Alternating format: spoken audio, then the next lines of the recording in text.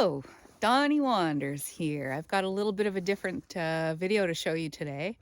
I'm at work and I work as an environmental technologist for a big construction company here in Nova Scotia. And we were doing some excavation work and I had to collect some soil samples today. And I'm at this site that's pretty close to the road, so we might hear some traffic going by, but it is a forested site. And there's some cool stuff that I wanted to show you that's here kind of in behind the site. So perhaps you can see there's some pink ribbons in the trees behind me, and I think there's one. Is there one right here? Yeah, so this pink ribbon right here, there's a whole string of them kind of down this little path here.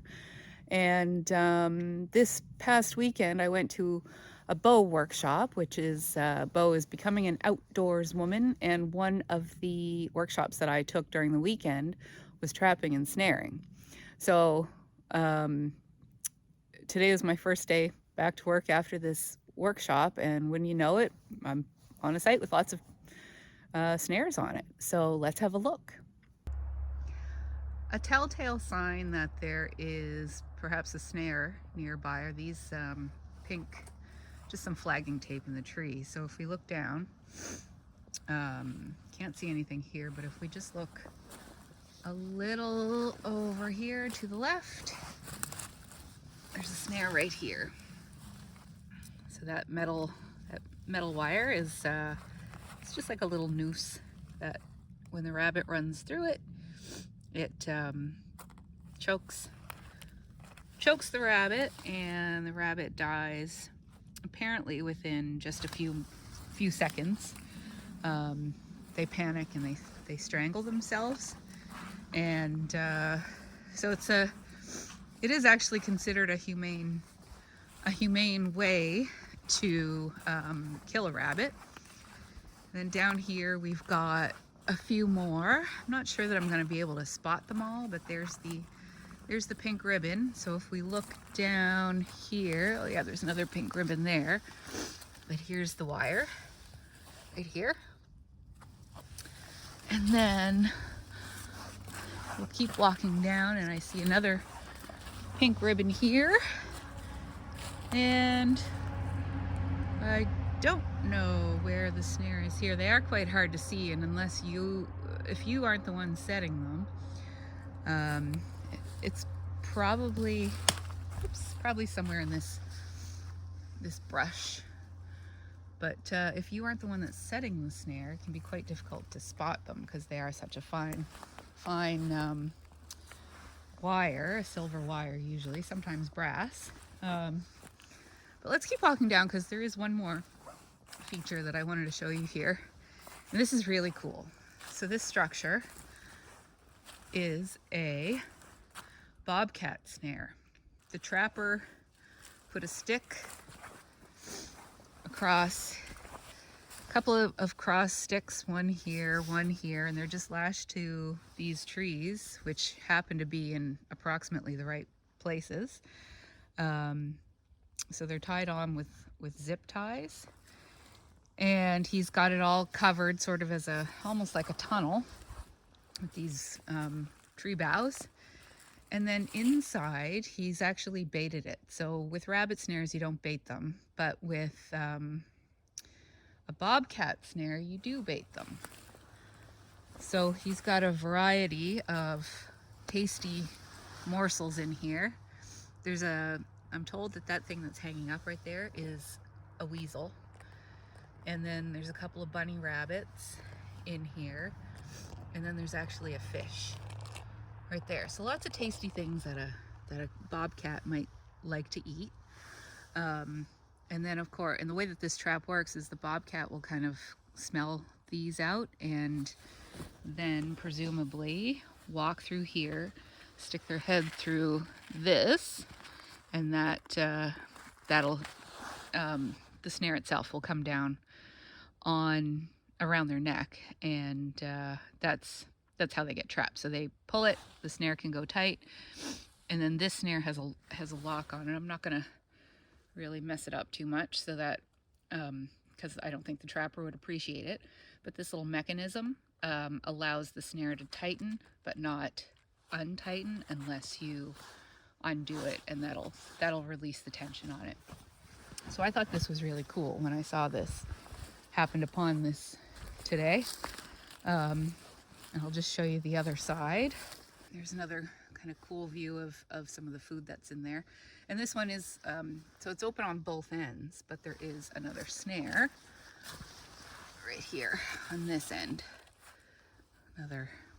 Another snare, which is set, I'll just show you sort of, it's about maybe 7 inches off the ground. So presumably a bobcat's head is going to be sort of at about 7 inches off the ground. So they would stick it in like that. I didn't know whose snare this was, whose contraption this was, but this afternoon the trapper actually came by to check his snares, and he filled me in on all kinds of stuff about his traps and his snares and what he's been catching and what he hasn't been catching.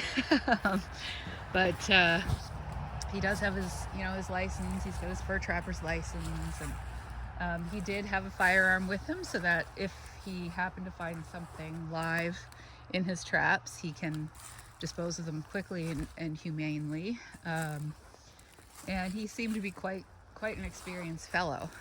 So I did ask him like how many rabbits he's got in here, and he said not as many as he would like. And this trap, I don't think he said he caught anything in this bobcat trap in this particular location, but he has caught a few in other locations in the area. So I asked the trapper what he's trapping bobcat for, like what's the purpose. It's not something that you would typically eat, and he said that he traps them for their fur, and that the price of a bobcat hide this year is $400. So he has a buyer who, after he has captured, skinned, and taken the pelt to, there is a government agency, I think he said DNR, they collect some of the data from the animals that are harvested so that they have a sense of how many and what sorts of animals are frequenting which areas. And they also, I think, have to give you a tag, or there was some process there. And he said there seems to be a lot of bobcats this year, which is really interesting as well. He said some years they go up and down in cycles, I guess. Like pretty much most wild animals, the population will fluctuate a little bit. But it was really interesting to talk to him. That was an interesting little find that I found it kind of I don't know, it was kind of a coincidence, since I had done that workshop 2 days ago on trapping. I will confess, so I was working here with excavator operator, construction guys, small crew of them, truck drivers, etc. And I said, oh, there's a bobcat trap. Do you want to go look at it? And then, because of the workshop that I just did, I was able to describe everything and say, exactly how it works and why they're baited and why the rabbit traps aren't baited. The reason for that is that you can't really bait a rabbit trap. You just put snares where you think a rabbit is going to go through. But a bobcat is maybe a little smarter than a rabbit, and you do actually have to bait them. And yeah, so it was, I pretended like I really knew my traps and my snares, which I guess I do a little bit, maybe not as much as I could. But yeah, I really enjoyed coming down here today and just happening upon this cool little trap. So there you go, just a quick little introduction to a bobcat snare and a few rabbit snares. I hope you enjoyed the video. I really enjoyed stumbling upon this today, and I do work in some interesting outdoorsy places, so every now and then I might be able to show you some of the neat little things that I stumble upon. Thanks for watching.